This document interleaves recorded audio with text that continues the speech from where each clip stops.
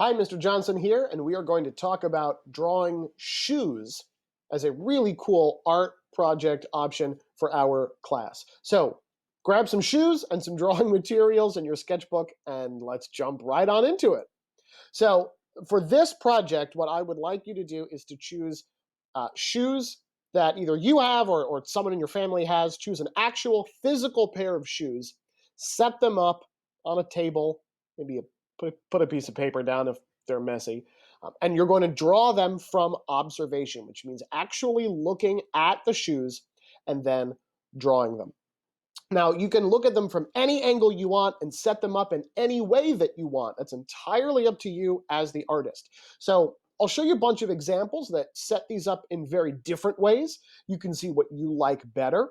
Also experiment with moving your shoes around a little bit and see what point of view works for you and for your drawing.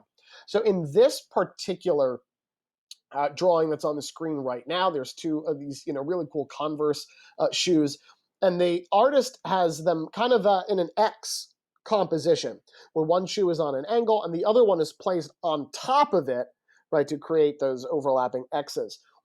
The X is a really cool composition because it leads your eye around the whole space, but also because one shoe is resting on top of another, is it gives us different points of view. One you're looking at a little bit more straight on, and one you get to see a bit more of the top view. So when you look at these, what you'll notice is that we're looking for a range of values and also a lot of detail.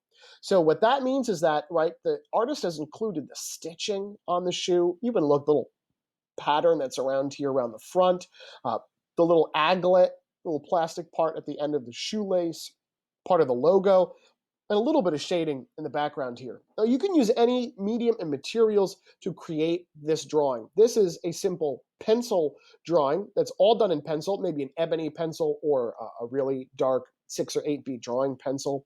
So you can use those if you like. You can use charcoal, colored pencils, markers, watercolor, anything that you want to make this piece.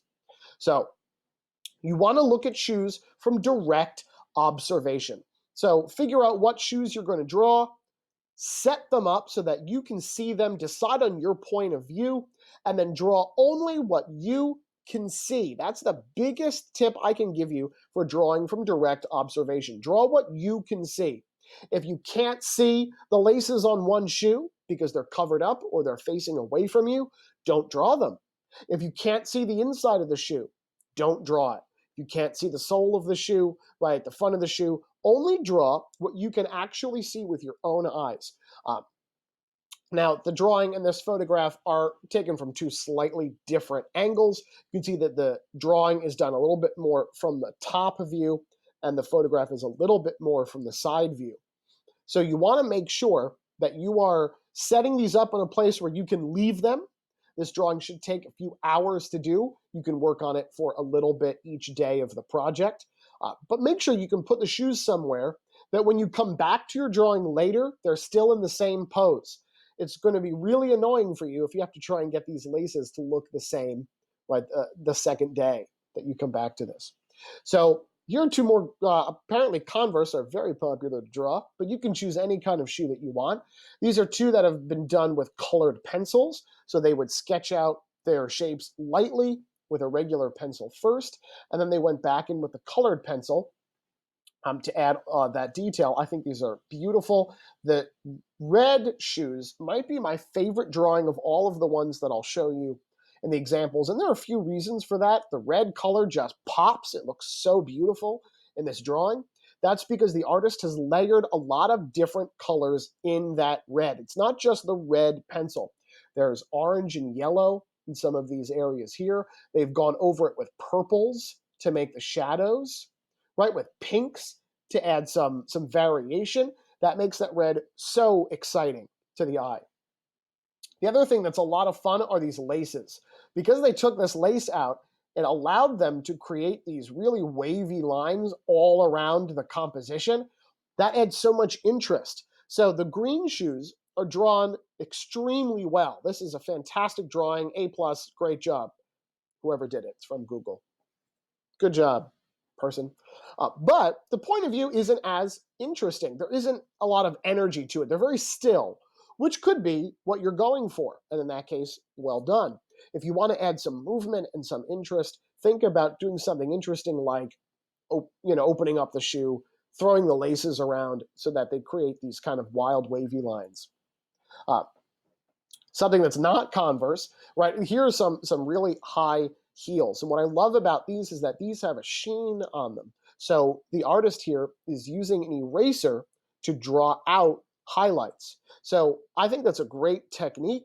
I use an eraser all the time for drawing highlights, right? Erasers are not just for fixing mistakes.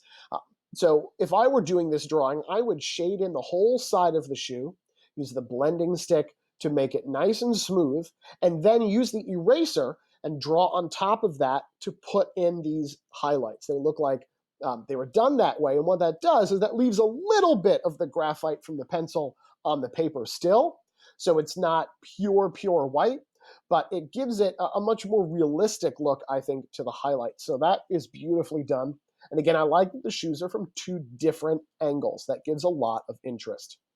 So here is a sped up video of someone working on this drawing of a boot, just so that you can see kind of the steps they go through to do the drawing. You'll notice in the video it's fast, so I'm going to mention it first, and then you can watch it.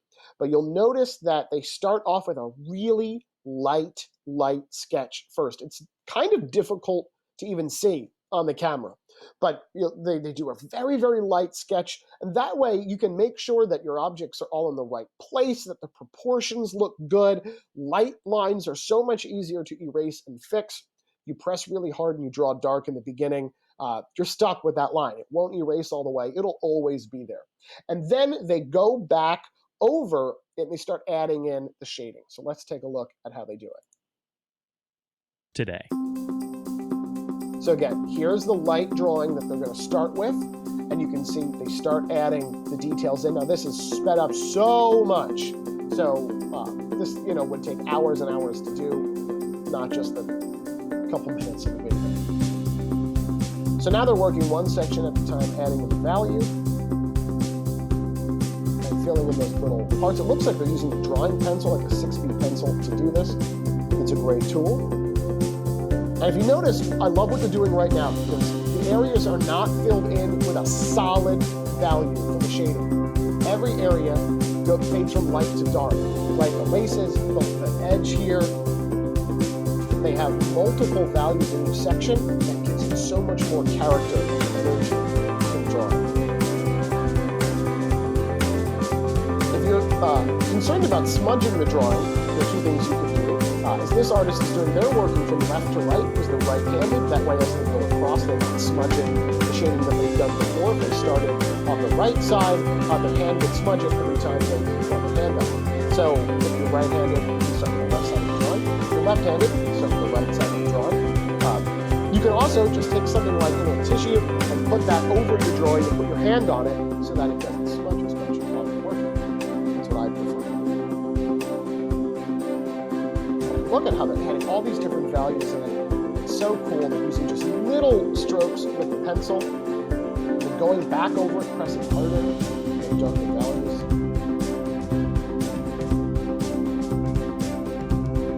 It's awesome.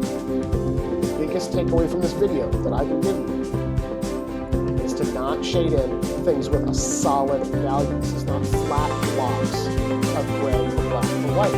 There's varying shading every area. It looks so cool. I'll be quiet. So cool.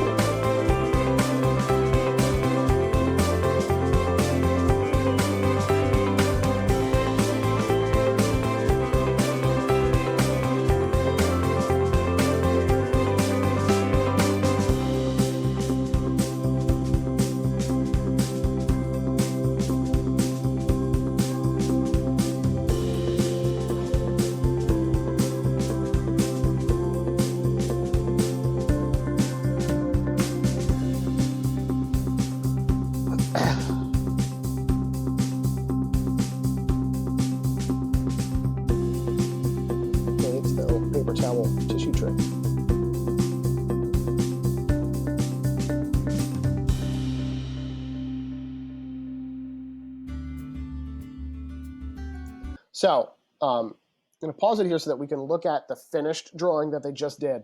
So a couple things I want to point out, right? Start with that really light drawing to get the basic shape, lay in where things like the laces and the heel of the shoe, the tongue of the shoe, the opening of the shoe are going to be. Make sure you have the right proportions that you're happy with, right? Make sure it's not too long, too tall, too skinny, too wide, whatever.